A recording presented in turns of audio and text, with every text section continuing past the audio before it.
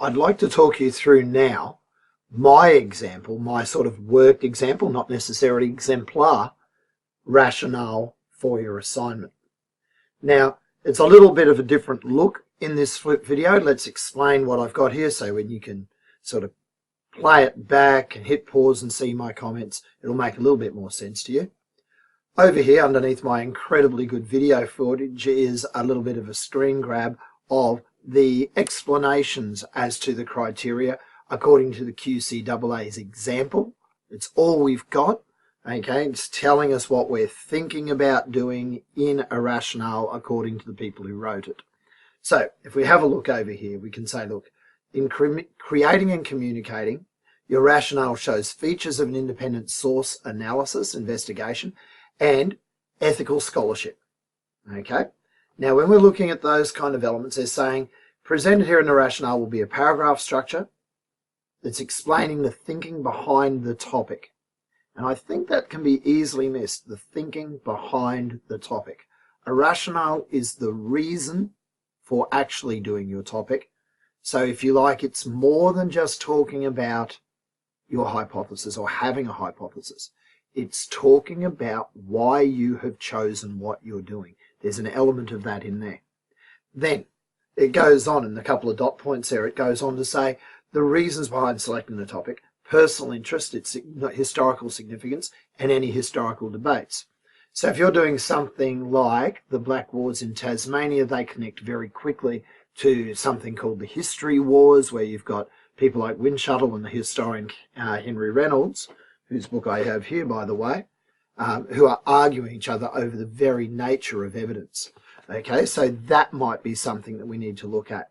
All right, then you're going to have to think about, they suggest in this dot point around here, any challenges that are associated with your area of study. So I've tried in this example to put some of the challenges and address those, and to have as dot point maybe a possible hypothesis. Now it's interesting, they're not talking about a finely framed one, but I think there are some elements of hypothesis writing we should draw upon and keep in your work. So let's now have a look at my example. You'll get a full Word version of it sitting in your OneNote. You'll have another annotated thing around this, but let's have a look at it firstly. When we look at what I've done here, my opening line is very much an echo of the key inquiry question. Essentially, it is the main findings of my independent source interrogations, my investigations. So I guess it's following the structures of a hypothesis or thesis statement. And we can talk about what those are in a moment, but I'm saying at the outset here that my interest in the violence associated with the expansion of sheep and cattle grazing in the 19th century, okay, has grown, but it's been silenced.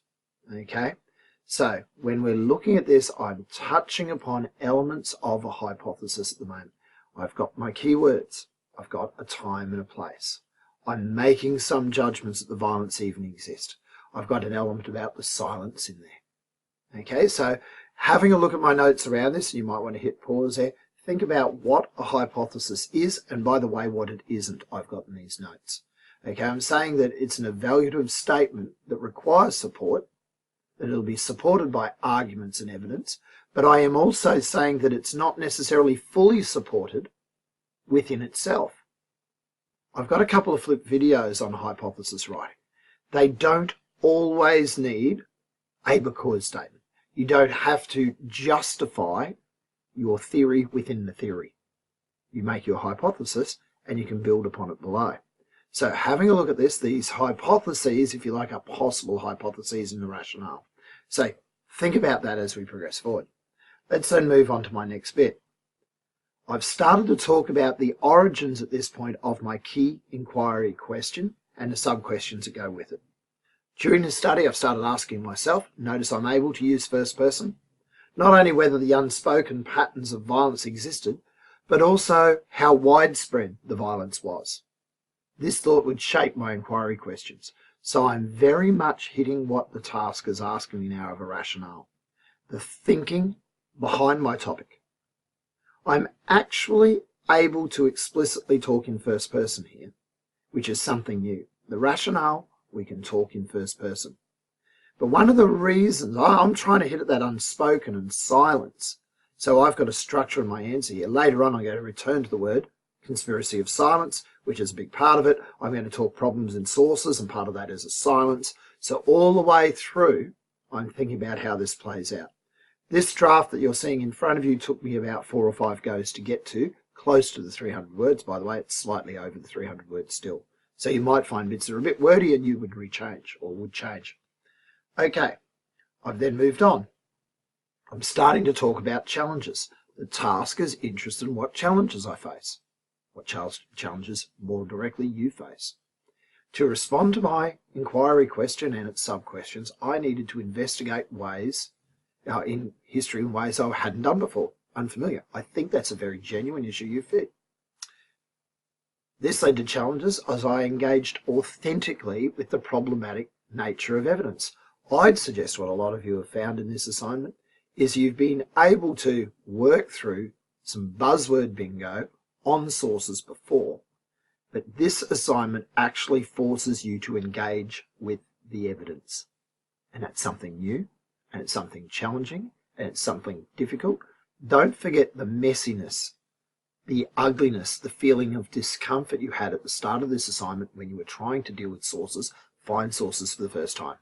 If you just tried to tick them off and go, right, chosen 4 to 6 sources, away I go, it didn't work. So what I'm getting at is engaging authentically with the problematic nature of evidence is something largely unfamiliar with you, and this task tested you out. It's okay to acknowledge that. I've then gone on problems with sources is where I'm flagging here. Overwhelmingly, the histories of Australia have been written by the settlers. It's privileged settler voices. Think about some of the notes we talk about in class of whose voices are privileged. They've used a pioneering myth. I'm now picking up on a concept that's in one of the sources I've got further down in my ISI. The evidence told a very selective version of history. I'm getting at perspectives now. It was thought-provoking for me to interrogate, using a word from the task, evidence from perspectives, words from criteria, ISMG, of another, fuller, more truthful, and I chose that word truthful for a particular reason, story that includes voices of Aboriginal people from the other side of the frontier. And again, why do I say the other side of the frontier? Because that's one of the key phrases of one of the key books on the topic. I've done it deliberately. Okay, so I'm getting at that idea. By the word truth comes out in the Uluru Statement, which says it's important we have to tell truth about our history. And that's where I end this rationale passage. So I'm kind of flagging early in my introduction something I want to get to at my end of the rationale. Okay, let's move further on then. You can see I've made that point. Let's now talk a bit about the evidence. And what I'm getting at in this little section here is that evidence has been left out. So I've gone, the relative absence, not complete absence, of Indigenous perspectives on the frontier wars was troubling to me. The primary evidence that exists is rare and fragmentary. Some of you have hit that problem.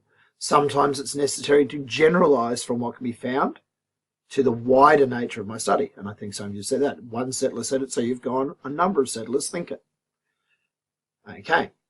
I, in this task, and some of you in this task, have had to rely on oral history. Often Indigenous communities didn't write it down at the time, but they told the story and it's been passed down through generations. That's something new, something that needs corroboration, something that's challenging. And I talk about that there. Then I said I'd never actually worked with things like trial reports. I'd never worked with Trove before. I'd never worked with parliamentary papers before, but they corroborate. There's a word that comes up in evaluation. Okay, the ISMG is being linked in wherever I can find opportunities.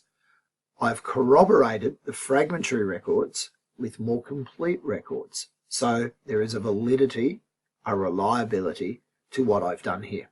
So I'm building my rationales all the way through. Let's move down a little bit now. Okay, so in my final line, I'm talking a bit about the extensive patterns of murder, reprisal, pastoralism in the 19th century in Queensland.